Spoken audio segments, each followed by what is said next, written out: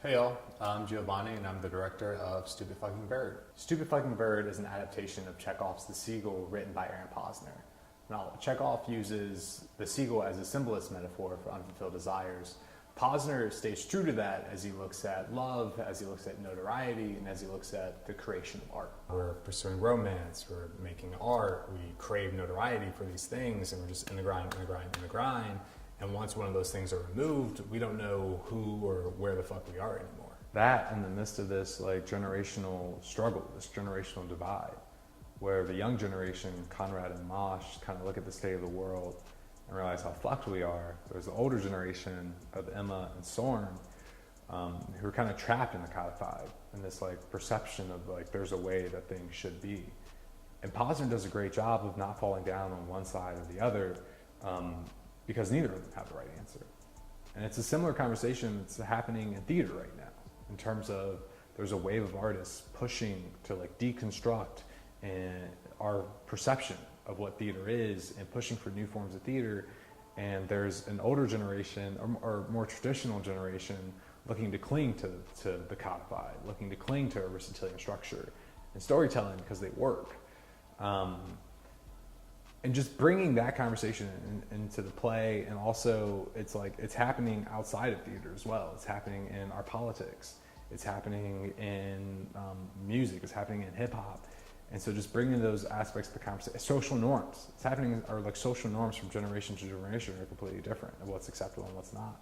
So bringing those kind of conversations into the piece so that it happens in real time, because and not blaming one side or the other, but just kind of identifying the faults of each. The first act is heavily driven by the younger generation, even aesthetically. I mean, there are more moments of meta-theatrics, there's more audience involvement, it's more in your face. While the second act is heavily driven by the older generation. It's more naturalistic, it's more, it hints to the kitchen sink realism of the 1960s, and we get to see the other side of the coin. We get to see how the perspective of this older generation and how they pursue their desires. While the third act were these two worlds on top of each other. And our set designer, Mariah, did an amazing job of layering the set throughout the piece, which kind of heightened and played into the disorientation I was talking about earlier. A key part of the concept was music, and listening to Hendrix, which is a 2017 album by Future.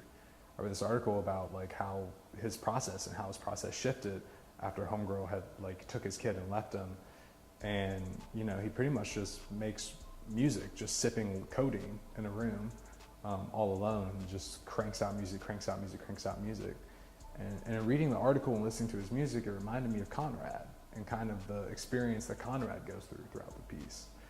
But it's not just Future who makes that synthy sounds like that. It's also SZA, it's also Mac Miller, it's also Big Sean. So there's these artists who have their finger on this pulse, and so just trying to emulate that throughout the piece to communicate what the characters are going through. What should an audience expect?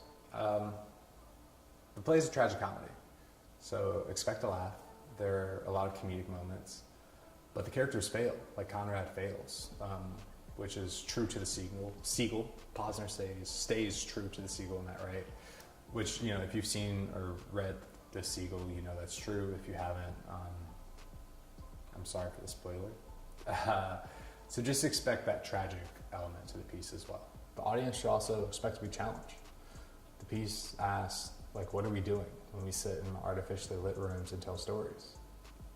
We're not actively saving the world, but something meaningful happens. And the play explores that. There's also music, so the audience should be prepared for that too.